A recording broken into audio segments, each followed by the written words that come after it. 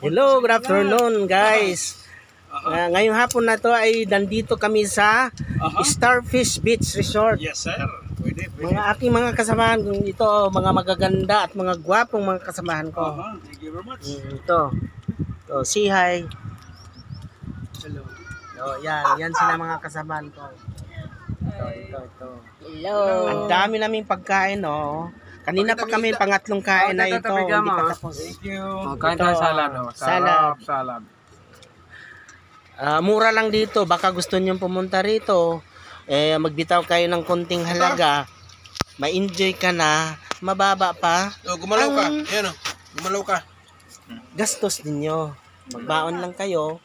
Ang cottage dito almost 500 lang, depende sa klase. Ito medyo mura lang, 500 lang kinuha namin kasi isang araw lang kami dito, hindi naman kami magtatagal. Hindi boss, pwede. Mga kairmen, nandito na naman ako sa nagtagagala. Ang inyong duro ay masyadong gala ngayong araw na to dahil hindi lang naman ako dito maliligo. May purpose naman ako dito dahil medyo may sakit ako.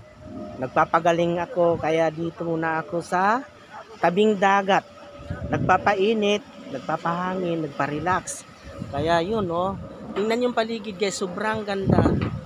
Yun, ang dagat, medyo maalon. Yun, may naliligo doon. Medyo hindi gaanong malabo ang tubig dahil maalon nga siya. At saka actually malinis naman siya. Yun, mabuhangin siya. Kung sino mang pumunta dito ito ay Starfish Beach Resort. Mura lang dito guys. Ito guys yung kubo namin, mura lang yan, 500 lang Yun. Medyo mainit pa kasi kaya gusto ko maligo ulit. Kaya lang basta masunog ang balat ko. Yan. Dito lang muna ako at saka nahirapan din akong maglakad. Kaya nandito ako ngayon sa beach dahil gamot daw ako sabi ng arthritis. So guys, punta rin kayo dito. Mga kalolo, tingnan mo ang status ko dito ngayon. Ay nilibing ko muna yung paa ko dahil ito ay napaka-effective lang ito para sa mga medyo namamanhid na paa. Kaya nilibing ko siya, medyo ang sarap ng pakiramdam ko, ang init-init ng buhangin. Yun. Yan. Gumagalaw pa yun to. Yun, nilibing ko talaga yun sa mainit ako. Tinitiis ko lang para yung kung gusto niyo gumaling, ganito talaga ang gagawin ninyo. Ilibing ninyo sa buhangin na medyo mainit-init sa tabing dagat. Kaya kung gusto niyo gumaling, halina, samahan niyo ako at huwag na lang pala kasi ako lang ang medyo may naramdaman. Kayo, sana huwag naman. Maraming salamat.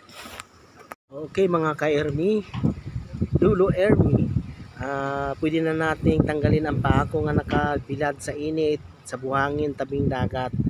Kasi medyo inabot na ako ng 40 minutes, eksakto 40 minutes. Itanggalin ko na yung paa ko kasi naabutan ako ng init. Hindi ko na kayang init kasi pati katawan ko nainitan na. So tara na, dandahanin natin tanggalin ang aking paa. Yan guys,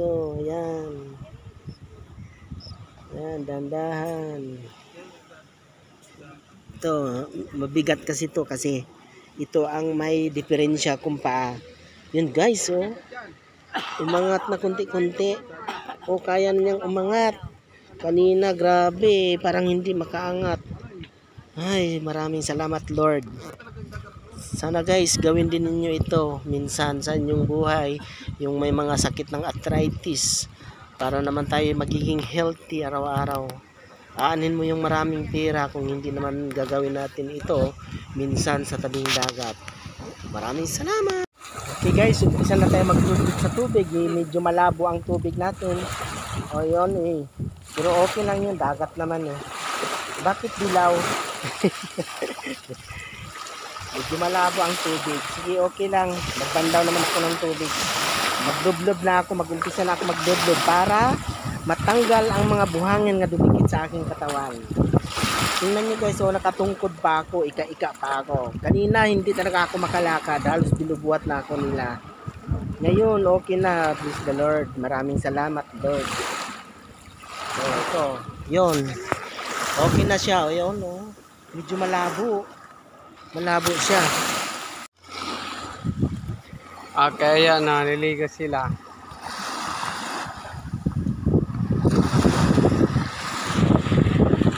Punta kami sa dagat.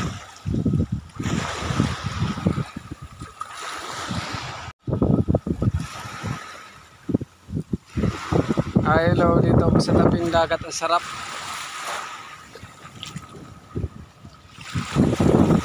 Kita nyo may mga barko.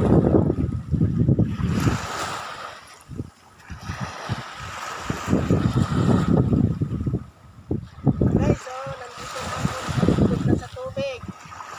So kailangan mo pang pumunta sa malalim para